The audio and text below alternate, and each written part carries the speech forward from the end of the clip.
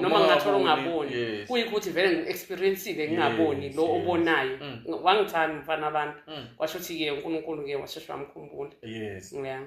Babuyele emakhaya le i-podcast le shasha ikhona la eMbombela namaphethelo khona la ePinari bafowethu lapho sinabuza zawethu nebafowethu nabomkhulu laba ngaboni bafowethu sala sithi asibathandzeni asibasupporteni asibanakekeleni nayi isenta ikhona bafowethu le i-podcast le shasha libito layo MBSDH ikhona la ePinari namaphethelo sesiwami ake singene ngala mculweni.